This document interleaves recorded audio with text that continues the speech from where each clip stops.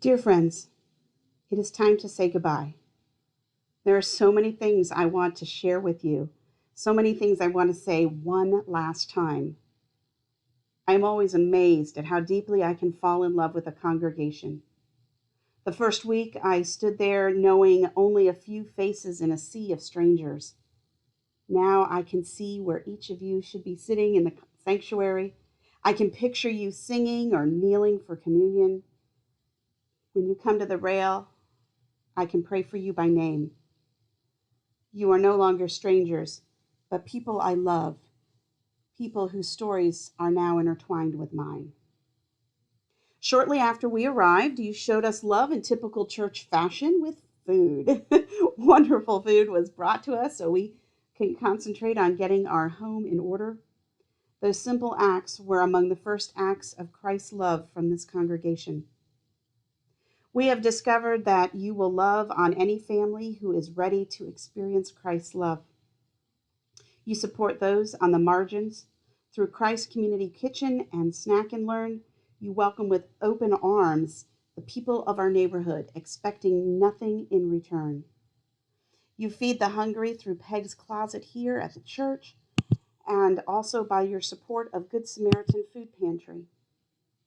You have loved on the students of Driven by feeding them, mentoring them, and providing them a safe place. Just last week, 7 students were confirmed and 5 of them were baptized. Yes! Thank you for letting me be a part of your lives. I have enjoyed being with various small groups and meeting for drinks at Paper City Coffee. I have loved the beauty which surrounds this town and discovered gems like Hirsch's Family Farm or Crosley's Tree Farm, where I got to pick out a live Christmas tree for the first time ever. It was so much fun! I will miss you. Together we have grieved the loss of some of our saints. We have struggled through illnesses and the frustrations of life. We have celebrated new jobs and other milestones, and I have had the privilege of walking alongside our youth for the last year. We have watched them grow, and as those youth grew, we realized that we too are changing and growing. As I leave, I give you one final thought. Love courageously. Do not be afraid of what is to come. Do not be paralyzed by fear. Jesus told his disciples, "Peace I leave with you. My peace I give to you.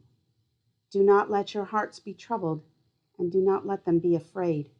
John 14:27. When God's love fills our hearts, there is no room for fear. In 1 John, we are reminded that perfect love drives out fear. We are living in a time where acting in love is extremely challenging. We have made every issue into right or wrong, us versus them. We are fearful to speak, for we might offend and alienate our friends. We are afraid to act because of the backlash of the extreme conservative and the extreme liberal. So we become paralyzed, doing nothing, and resort to posting funny cat videos and tweeting about the latest sporting events, which at this point in time is marble racing, maybe. So have courage. There were a lot of great people in the Bible who did amazing things despite their fear. Abram was afraid to follow God despite God's promise of blessing that he would become the father of the nations. His wife Sarai was also afraid. As Jacob became a great leader, he too was afraid. He was afraid of his father-in-law and afraid of God. Joseph's brothers were afraid when they bowed before their brother, not knowing who he was. Moses and Aaron, Gideon, Ruth, Samuel, Esther, Joseph, the disciples, and even Paul were all afraid at one time or another during their ministries. However, God turned their fear into courage. Yes, there's reason to be afraid. Our country is divided in many, many ways over many issues. Next year, the United Methodist Church is facing a significant decision about how we relate to each other. On a more personal level, while we were at home, our staff has changed. Pastor Larry is now leading the youth.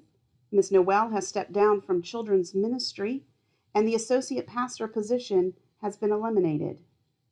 Yet the Holy Spirit is present in the midst of all of that. Do not be afraid. I recently heard a child say, "I am only afraid of things I don't know." How true this is. It is hard to believe now, but the potato was once a highly unpopular food.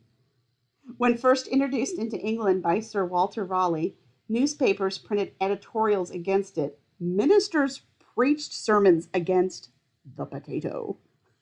Hilarious. And the general public wouldn't even touch it. It was supposed to sterilize the soil that it was in and cause all manners of strange illness, even possibly death. I think that's only if you eat too many fried potatoes. But there were, however, a few brave people who did not believe all the propaganda being shouted against the humble potato. It was seen as an answer to famine among the poorer classes, and it was seen as healthy and beneficial. But still, there were few noblemen in England who could persuade their tenants to cultivate potatoes, and it was years before the adverse publicity was overcome and the potato actually became popular. A Frenchman named Parmentier took a different tact. He had been a prisoner of war in England when he first heard of this new plant. His fellow prisoners protested on the outrage of having to eat potatoes. Parmentier, however, thoughtfully inquired about the methods of cultivation and how to cook this new food. Upon his return to France, he procured an experimental farm from the emperor in which he planted, you guessed it, potatoes. When it was time to dig them at his own expense, he hired a few soldiers to patrol all sides of his famous potato patch during the day. Meanwhile, he was conducting distinguished guests through the fields, digging a few potatoes up here and there, and they devoured with evident relish. Really? Raw potatoes? Ugh. But at night, he began to withdraw his guards. A few days later, one of the guards hastened to Parmentier with the sad news that the peasants had broken into the potato patch and dug up most of his crop. Parmentier was overjoyed, much to the surprise of his informant, and he exclaimed, "When people will steal in order to procure potatoes, their popularity is assured." And he was right. Who can imagine being afraid to eat a potato? It seems so silly now, but it was not silly at that time.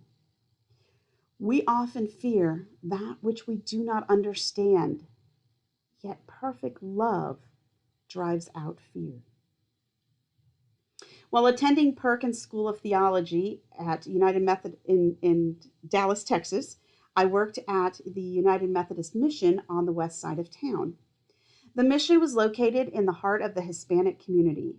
I was excited when I first started working there, but I was also afraid. How could I communicate since my Spanish is muy mal and it hasn't gotten any better? Would I be safe? There was a lot of crime in the area. Could I make a difference? Those fears soon subsided, and the people of the community began to realize that this gringa was there to show love, not condemnation. They taught me where I should go and where I shouldn't go. The children would translate for me when I struggled with the language, never making fun of my feeble attempts to speak Spanish. I tutored the children in math and English, and they tutored me in the Christian traditions of Mexico and an appreciation for Mexican and Central American cultures. Once I understood the community, I was no longer afraid.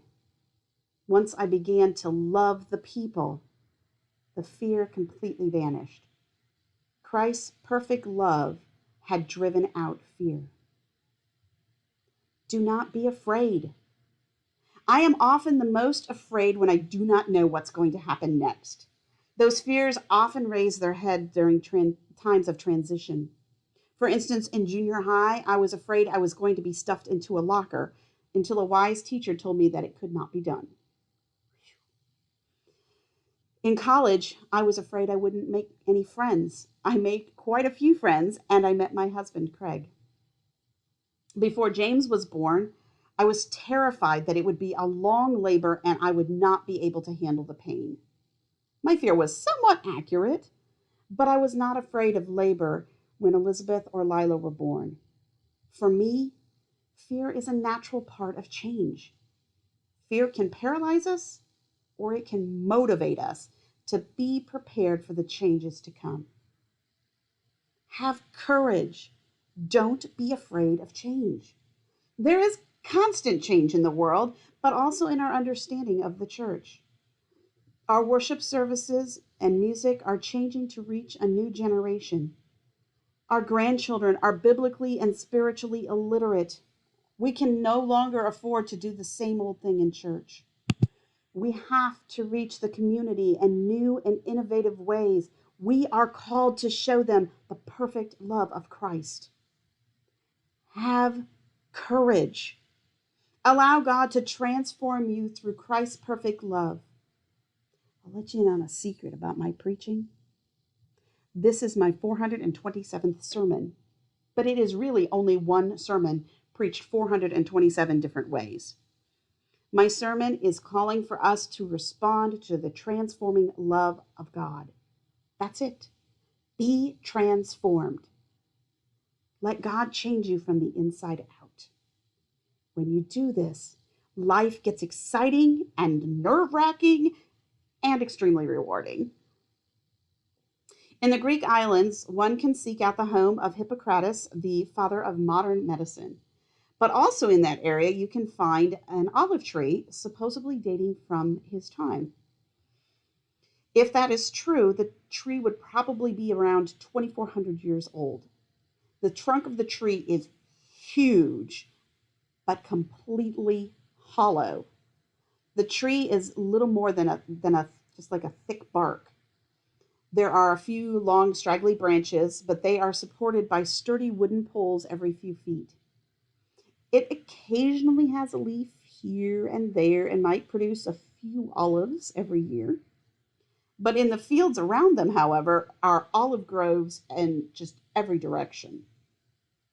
In those olive groves, there are strong, healthy young trees with narrow trunks that are covered with a thick canopy of leaves, under which masses of olives can be found each year. The tree of Hippocrates can still be called technically an olive tree. It still shows the unique characteristics of an olive tree, but it has long since ceased to fulfill an olive's function. Tourists file up to inspect this ancient relic, having some link to a dim history, but the job of the olive tree has passed long ago to many successions of replanted trees. Do you know any churches or even people like the tree of Hippocrates? The form is there, the function is not. They have stopped reproducing and are satisfied with just being big or having a noble history. God does not want us to be some hollow tree or relic of faith. God wants us to be living, growing, fruit-producing branches of love and grace. We must allow ourselves to constantly be transformed despite our fears. So have courage. Let go. Let loose of those things that you must control and live in the chaos of our lives and times. Joshua had to lead the Israelites into battle.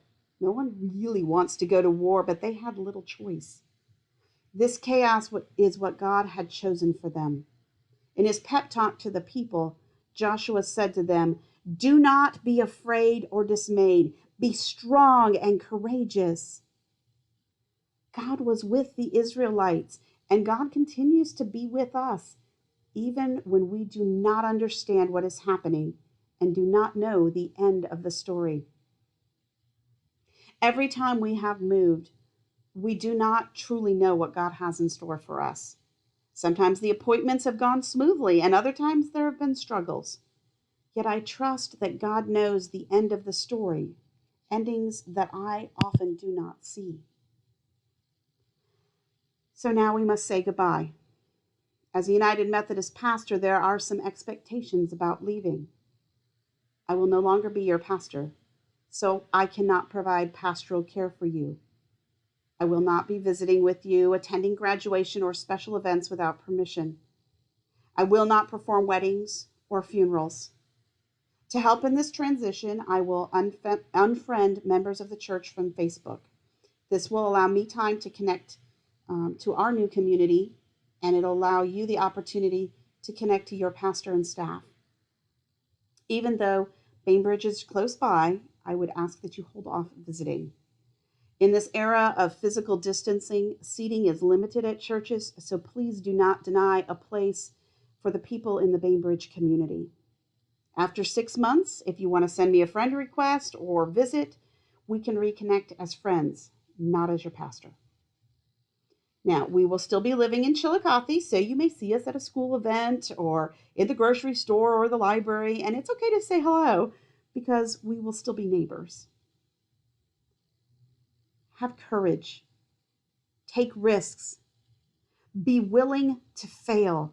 Be prepared to succeed, but most of all, love God with all your heart and soul and being. You are a congregation with a rich heritage. You are an important part of this community and of Chillicothe. You are a tight-knit family, willing to love and support each other even when there are struggles. You have a heart for the homeless and those living on the margins of society. Build on those strengths and remember what Isaiah said. Surely God is my salvation. I will trust and not be afraid. For the Lord is my strength and my might. He has become my salvation. Isaiah 12:2. I will remember you with fondness and wish you all the best. I continue to hold you in my prayers. It is my prayer that you will become bold and courageous witnesses to the perfect love of Christ in this community and around the world. Let God's love push out your fear. Be courageous. Go in peace.